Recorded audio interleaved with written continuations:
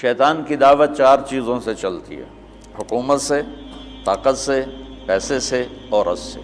غلط عورت، پوری نہیں، غلط عورت. الدنیا کلھا متاع وخیر متاعھا المرأۃ الصالحہ.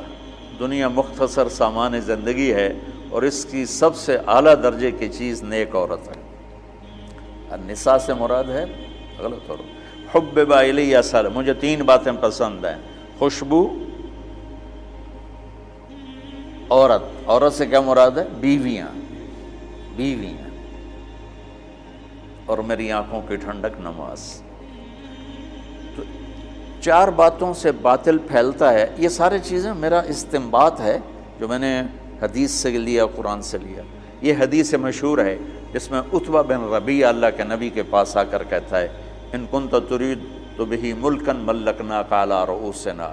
محمد، اگر تجھے بادشاہ چاہیے نا تو ہم دیتے ہیں، تو تبلیغ چھوڑ دے. دوسرا کہا: ان کنت ترید بہ الشرف، اگر تو اس سے طاقت چاہتا ہے، چودراہٹ چاہتا ہے، لا نقطع امرا دونک، تیرے بغیر کوئی فیصلہ نہیں کریں. ان کنت ترید بہ مالا، تجھے پیسے چاہیے، جمعنا لک اموالنا حتی تکون اغنى قریش مالا. پیسہ چاہیے تو لے لو، جتنا لینا لے لو، سب سے مالدار بن جاؤ. ان کانا انما بکلباء، عورتیں چاہیے، فاختر ای نساء قریش فلنزوجک 10، ہم تیرے سامنے قریش کی لڑکیاں کھڑی کر دیتے ہیں، جتنوں سے کہے گا تیری شادی کر دیں گے. اس وقت تعداد تو مقرر نہیں تھی. یہ 4 باتیں عتبہ نے پیش کی. تو اس سے میں نے یہ استدلال کیا اور یہ استنباط کیا کہ ان 4 باتوں سے پہلے دعوت چلے گی، پھر یہ 4 باتیں کام دیں گی. اگر دعوت نہیں ہے تو یہ 4 باتیں حرکت میں ہی نہیں آئیں گی. دعوت اصل سبب ہے، اس سبب کو اٹھانے والی 4 چیزیں ہیں. باطل کا سبب دعوت ہے، اس دعوت میں رنگ بھرنے والی حکومت، طاقت، پیسہ، عورت.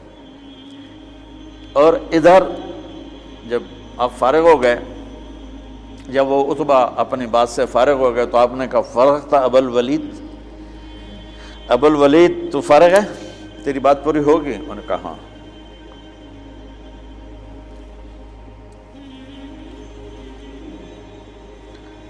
عتبہ ایسے بیٹھا ہوا تھا، ایسے یوں کر کے، دیکھ رہے ہو، اس طرح بیٹھا ہوا تھا. تو آپ نے کہا: فرغت، تیری گل پوری ہوگی؟ کہ میں کہوں؟ میں کہوں؟ کہو. تو آپ نے کہا: بسم اللہ الرحمن الرحیم. اب جب میرے نبی یہاں پہنچے کہ اگر نہیں مانتے تو عاد و سمود کی بجلیوں کے لیے تیار ہو جاؤ.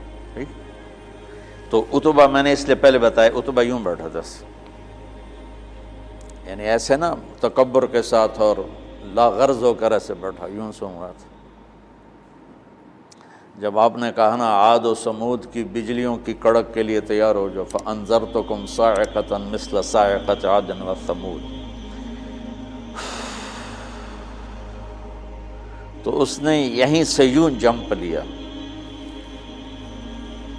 اب میں تو نیچے گر جاؤں گا لہذا جمپ لے نہیں سکتا.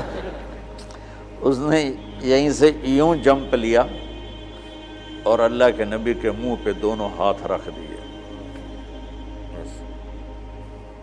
ناشدتک الرحم، کہ تجھے رشتوں کا واسطہ، تجھے رشتوں کی قسم، آگے کچھ نہ کہنا، آگے کچھ نہ کہنا، چپ ہو جاؤ، چپ ہو جاؤ. اور ایسے کانپتا ہوا واپس آیا. ابو جہل کہنے لگا جیسے گیا تھا ویسے نہیں آ رہا. تو آ کر کہنے لگا: یا معشر قریش اطیعونی اليوم وعصونی فیما بعد، آج میری مان لو پھر کبھی نہ ماننا، اس آدمی کو چھوڑ دو. اگر یہ کامیاب ہو گیا تو یہ قریش ہے، اس کی عزت تمہاری عزت ہے، اور اگر غیروں نے اس کو مٹا دیا تو غیروں کے ذمے تم بچ جاؤ. وہ تمہیں عاد و سمود کی بجلیوں کی کڑک سے ڈرا رہا ہے، اور تمہیں پتہ ہے جب محمد بولتا ہے تو سچ بولتا ہے.